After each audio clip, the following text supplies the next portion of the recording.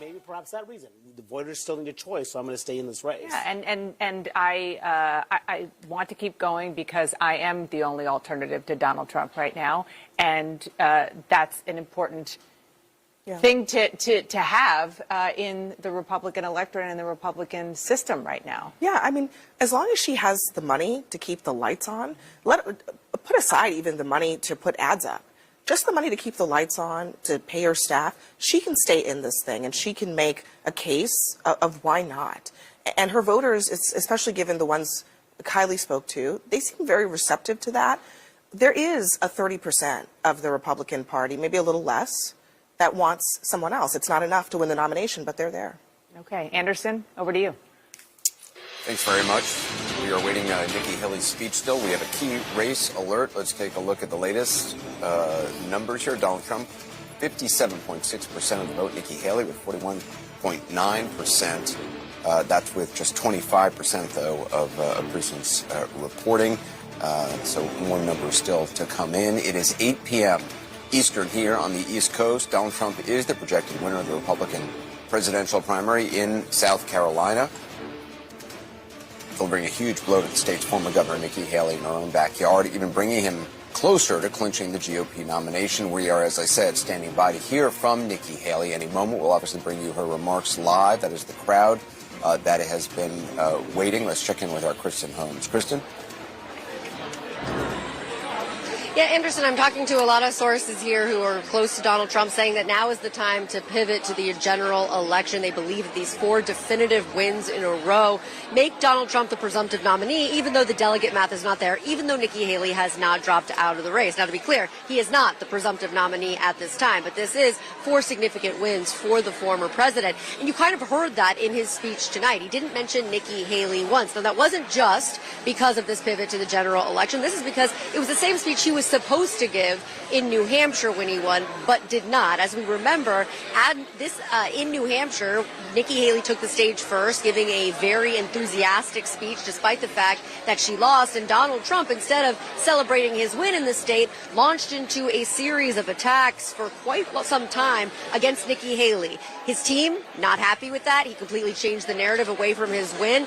Tonight, a different person. He was celebrating his win. He was not mentioning Nikki Haley and turning his attention to Joe Biden. Now, the big question is when we start to see Donald Trump's campaign actually move to a general. And I mean, not in terms of messaging, but in terms of money. And Donald Trump did just get a big, significant win in terms of funds. A new super PAC has been established by a long-term friend and donor, Ike Perlmutter. He used to be the executive of Marvel. He is going to be run by a family friend, Sergio Gore, and they say they've already got donors from across the country. Now, this, of course, is coming at a time where Donald Trump not only needs money for a campaign, but also needs a significant number of funds for all those legal fees that he is facing. Now, that's not where Super PAC money is going to go, but it is another avenue for Donald Trump to raise cash as he looks again towards a general election.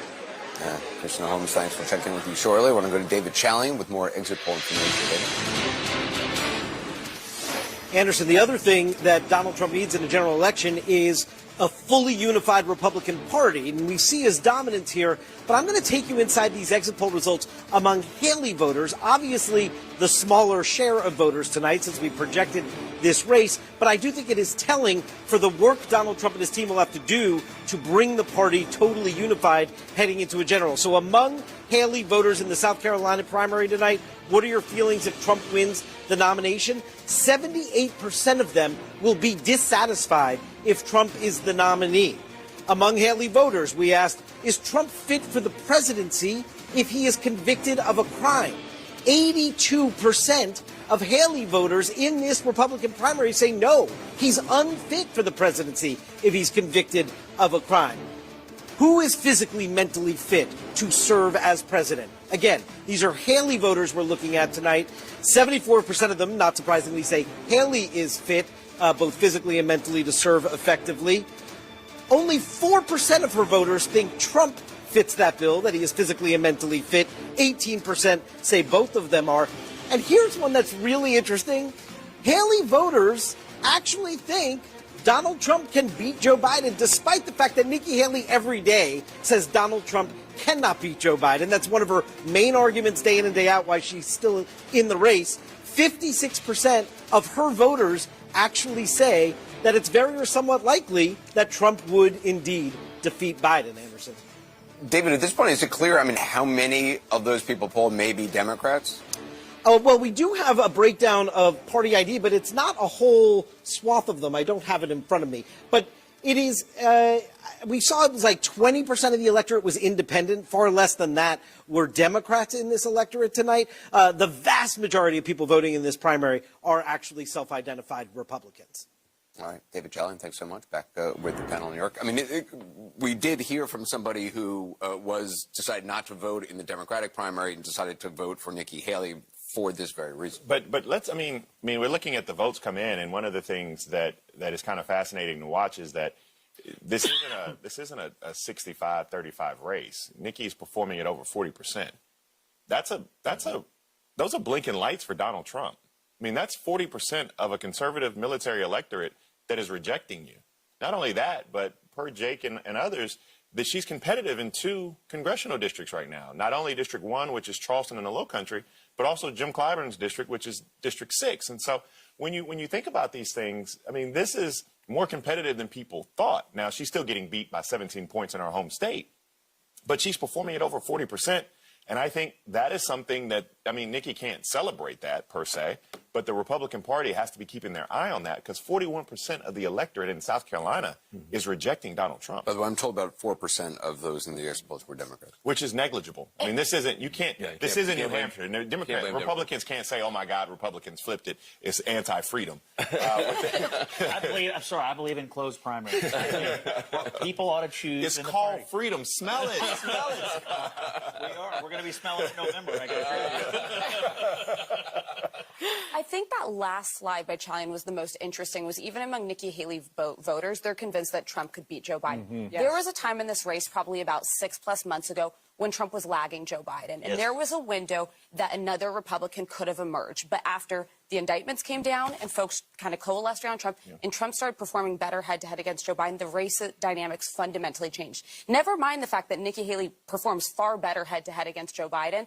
So long as enough Republicans are convinced that Trump can beat him and Biden's weak, so many of them are going to This was, in fact, this was the principal message that she was delivering. If you go back to the first debate, that Trump can't win. And she continues to say, you know, we've lost with Trump. But that is not a winning argument with Republican voters, right? Yeah, but it's important to point out, like, the reason you talk about electability is to win voters you don't already have, right? Because you can't attack Trump personally. Right. It pisses them off. Right.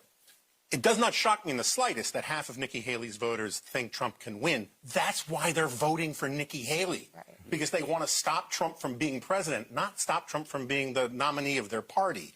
That's a real thing. And that's why Nikki Haley's raising money from a lot of Republicans and conservatives because they don't want Trump to be president, not because they don't want him to be the nominee. I think the other problem, though, is, you know, Politico was looking at her donors, and more than 5,000 of her donors were people who had donated to Joe Biden in 2020. So there is, we talk about the jet fuel being the thing to kind of keep you going when you're losing. You know, she is being buoyed by a mix of constituencies that at the end of the day still don't reflect the party itself. That's always going to be a problem. Yeah, someone sent me a note tonight that basically said the resistance retweets are not helping Nikki Haley, and that, of course, is. I mean, the problem. She's an avatar for that crowd now. I mean, it's a mixture of a handful of Republicans who have never liked Trump, a lot of the never Trump people who've gravitated out of the party, a lot of Democrats who, of course, haven't blinked since 2016. She's an avatar for all of them. I mean, she represents all of them. But I don't want to quote, please, God forgive me for quoting Gavin Newsom up here. I don't really want to quote Gavin Newsom. But he did make a good point about Nikki Haley. She's one of the best surrogates that the Democratic Party has right now. I mean, she literally is the one who is utilizing. The Biden campaign is like blasting out things that she's saying on because they're true about Donald Trump. She makes coherent points, unlike the person that they're actually working for. So they have to put out some kind of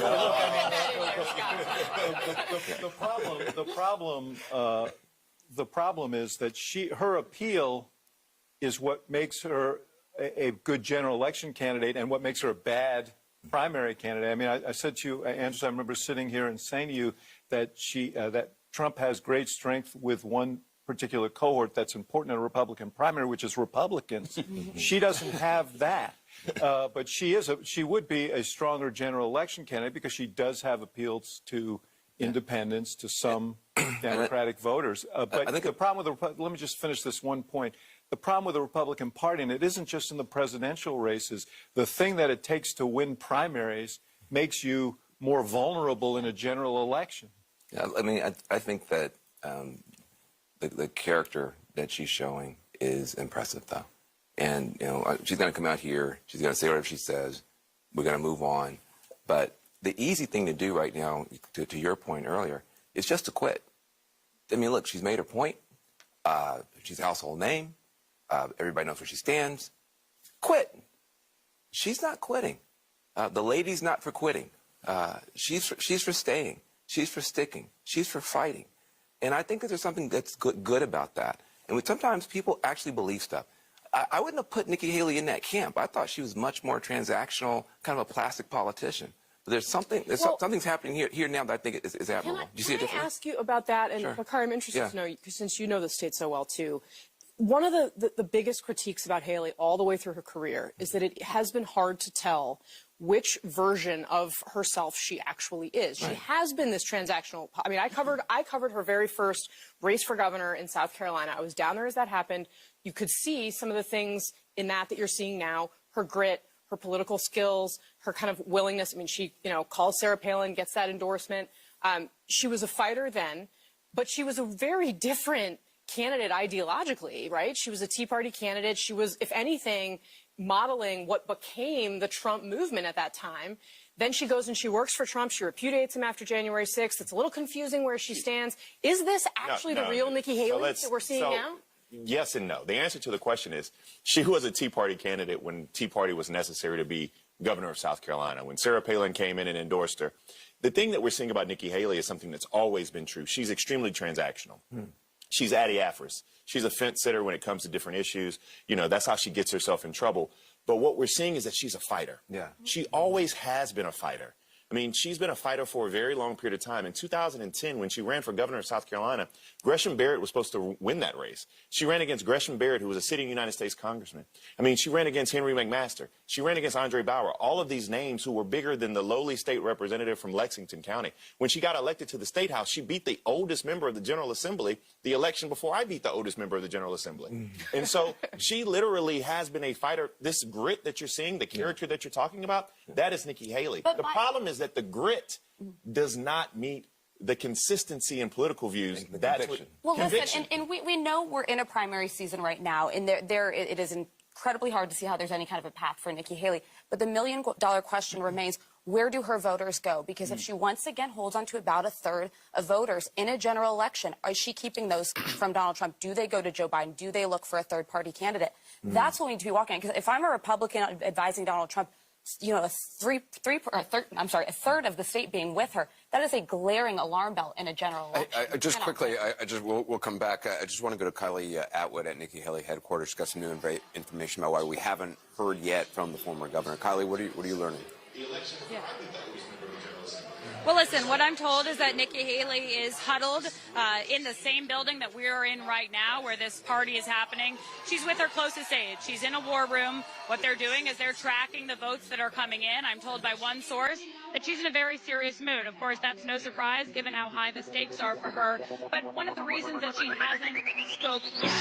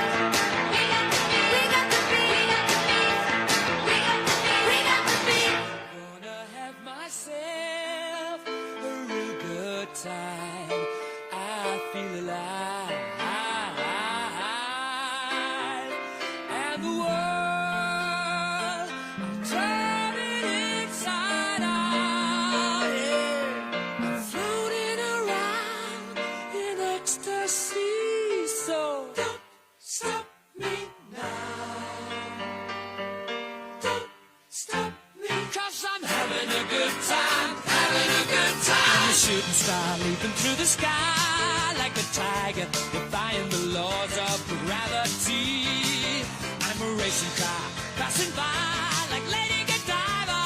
I'm gonna go, go, go. There's no stopping me. I'm burning through the sky. Yeah. 200 degrees, that's why they call me Mr. Fahrenheit. I'm traveling at the speed of light. I wanna make a supersonic man out of you. Don't stop me now. I'm having such a good time. I'm having a ball. Don't stop me now. If you wanna have a good time, just give me a call. Don't stop me now. I'm having a good time. Don't stop me yes, now. I'm having a good time. I don't wanna stop at all. Yeah. I'm a rocket ship on my way to Mars on a collision course. I am a satellite. I'm out of control. I'm a sex machine ready to reload. Like an atom bomb about to explode. I'm burning through the sky. Yeah. 200 degrees, that's why they call me Mr. Fahrenheit. I'm traveling at the speed of light. I'm gonna make a supersonic woman of you. Don't stop me, don't stop me, don't stop me. Hey, hey, hey! Don't stop me, don't stop me. Ooh, ooh, ooh. Don't stop me, don't stop me. Have a good time, good time. Don't stop me, don't stop me.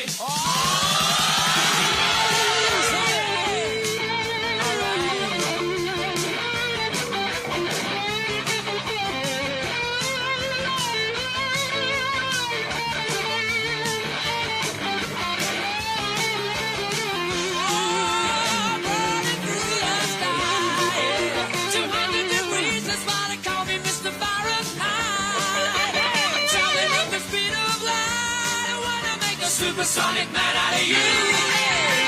Don't stop me now. I'm having such a good time.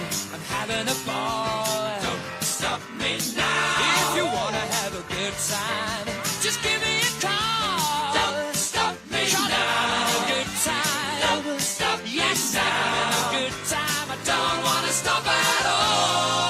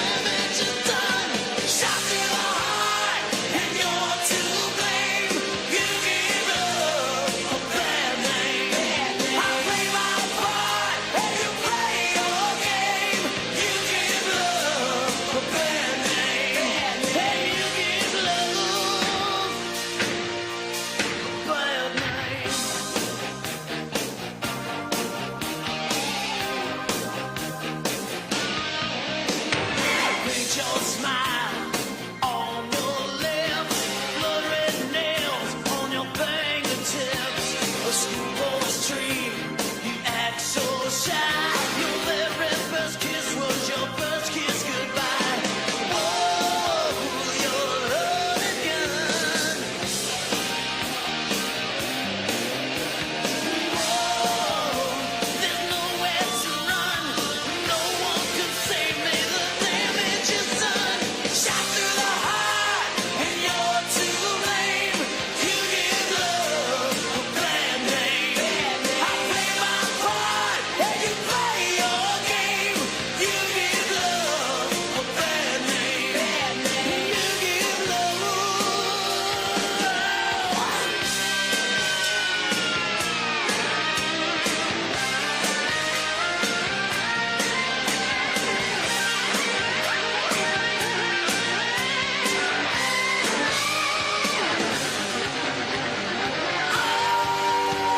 Shot through the heart, and you're to blame. You give love a bad name. I play my part, and you play your game. You give love a bad name.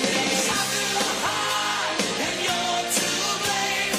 You give love a bad name. I play my part, and you play your game. You give love a bad name.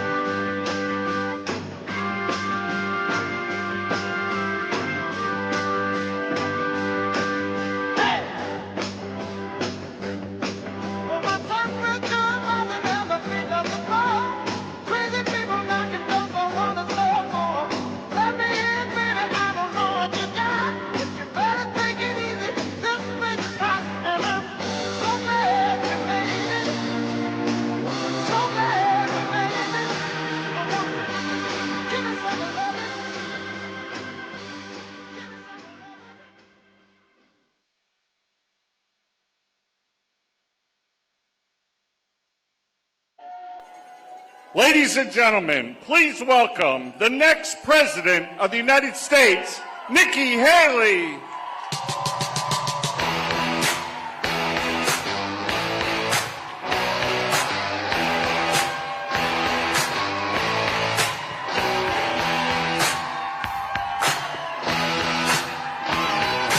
Saw him dancing there by the record machine. I knew he must have been about 17. Thank you.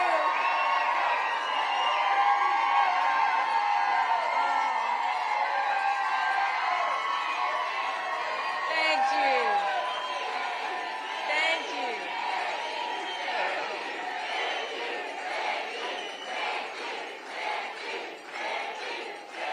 Oh, thank you, thank you, thank you. Thank you. Y'all are a rowdy bunch. But I love that about you. Thank you. You know, I want to start off obviously thanking my family. I am so incredibly blessed. I was able to speak with Michael this morning. His support has been amazing. The kids have really stepped up, sometimes too much, but they have stepped up in a way that has made me so, so proud.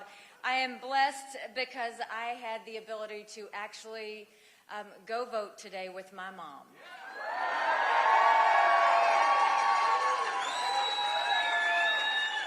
You know, and there's something very special with the fact that she was a lawyer in India and she was named one of the first female judges. And because of the times, she was never able to sit on the bench. But the fact that she could go with me and cast her ballot for her daughter as President of the United States was an amazing honor.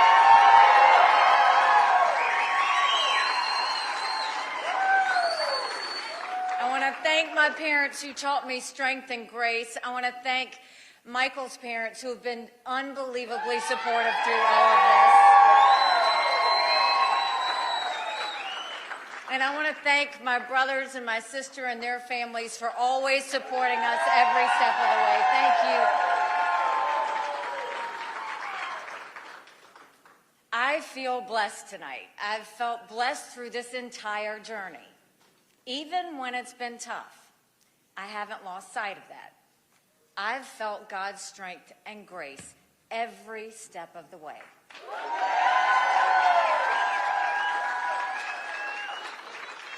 I'm blessed to have served the state that raised me.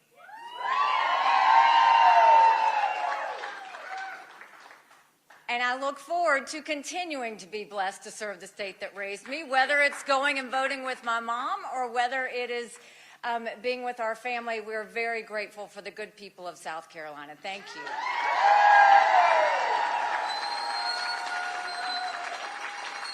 And it's a blessing to know that across our sweet state, everyone wants to bring back the America we know and love. That's the underlying message of what happened today. I want to congratulate Donald Trump on his victory. And I want to thank the people of South Carolina for using the power of your voice.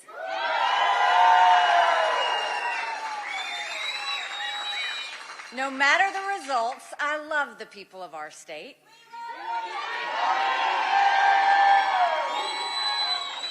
I love what we accomplished together, and I love how we united during our worst challenges and tragedies. I've always seen our state as a family. Families are honest with each other. They say the hard truths. That's what I've done this entire campaign. And that's what I'll do now. What I saw today was South Carolina's frustration with our country's direction. I've seen that same frustration nationwide. I share it. I feel it to my core. I couldn't be more worried about America. It seems like our country is falling apart. But here's the thing. America will come apart if we make the wrong choices. This has never been about me or my political future. We need to beat Joe Biden in November.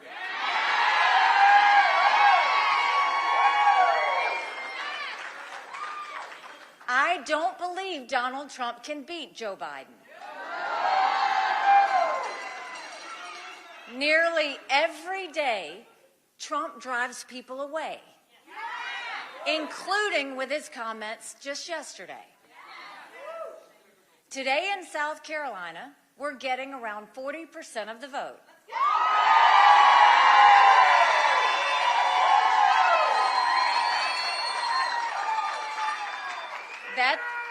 That's about what we got in New Hampshire, too. I'm going to count it. I know 40% is not 50%. But I also know 40% is not some tiny group.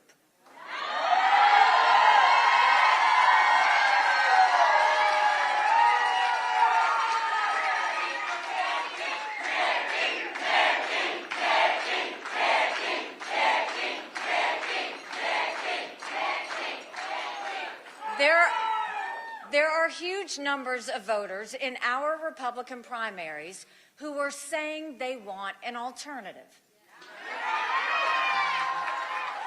I said earlier this week that no matter what happens in South Carolina, I would continue to run for president.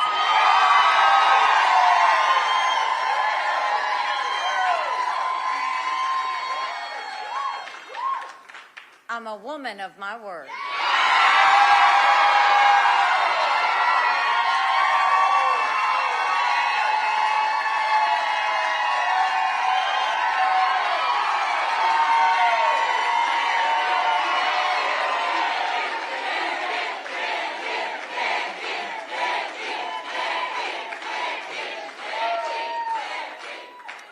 I'm not giving up this fight when a majority of Americans disapprove of both Donald Trump and Joe Biden.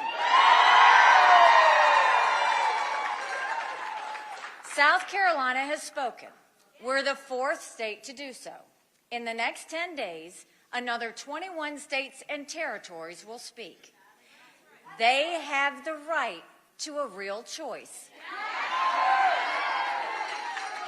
Not a Soviet-style election with only one candidate. And I have a duty to give them that choice.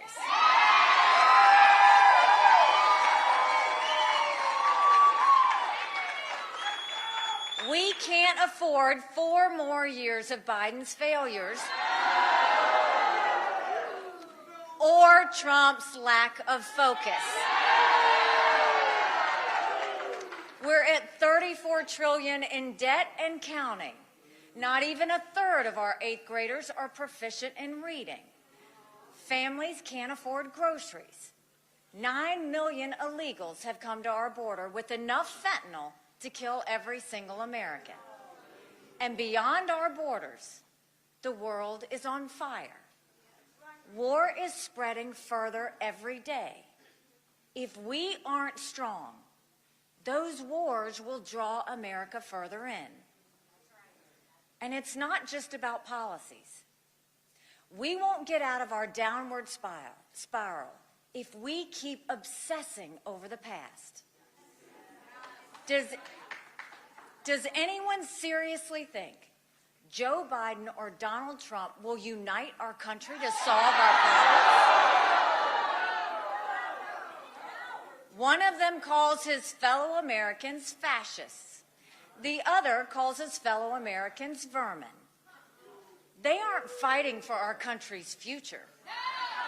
They're demanding we fight each other.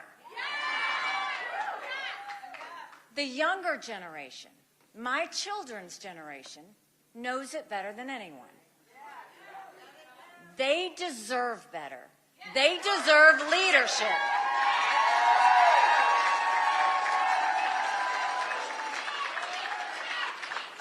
And so I will keep fighting for them and for you and for all of America.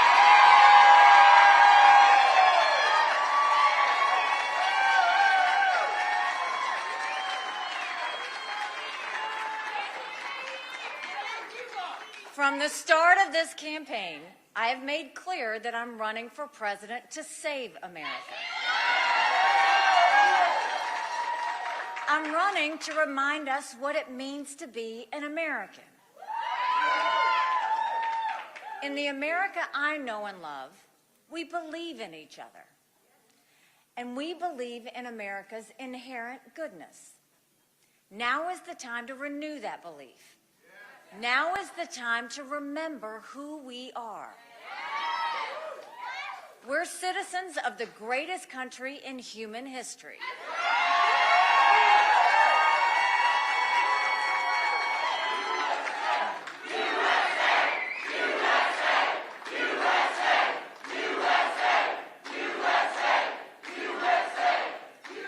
And we must lead now more than ever before. I'm grateful to South Carolina. I always have been and I always will be. And I'm grateful that today is not the end of our story.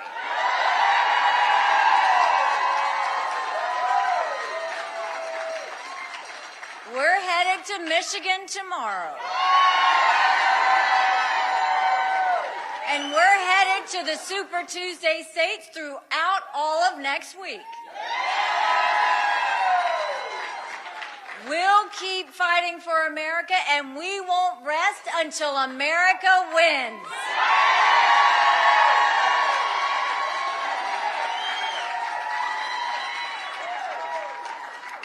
I want want to give a few thank yous because we have had some people who've really, there have been too many to thank. But I really have to single out Congressman Ralph Norman.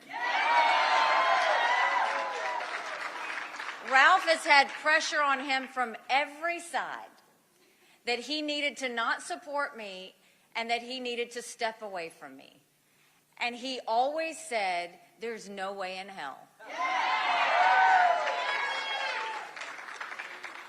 I want to thank Senator Tom Davis,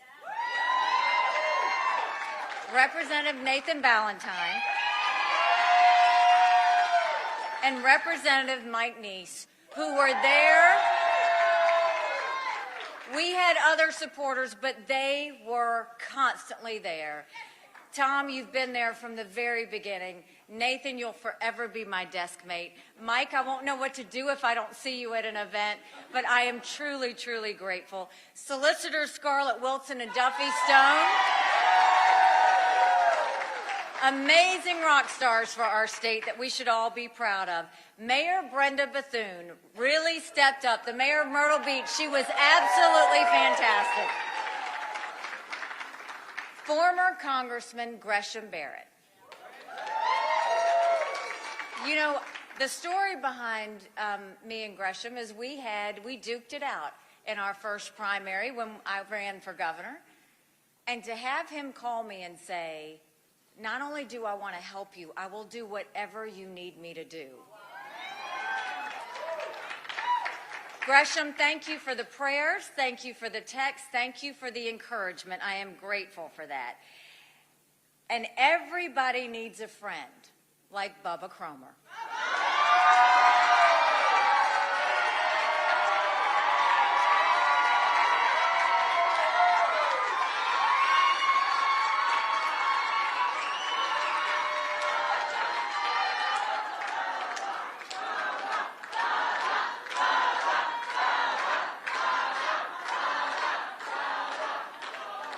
When you have a friend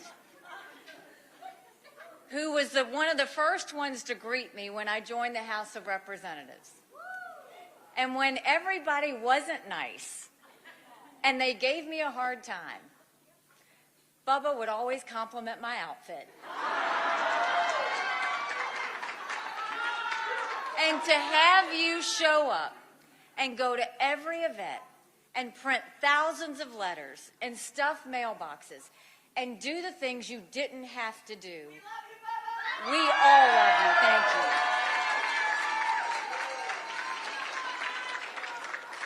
And to my women for Nikki.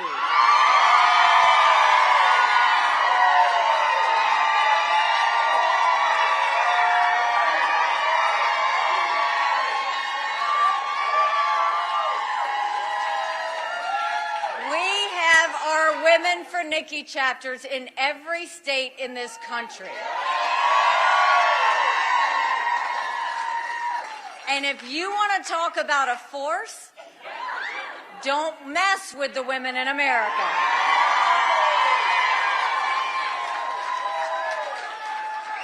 Thank you for the support, the encouragement, the love, everything that you've given. Thank you, South Carolina. Thank you to everybody who's been here today.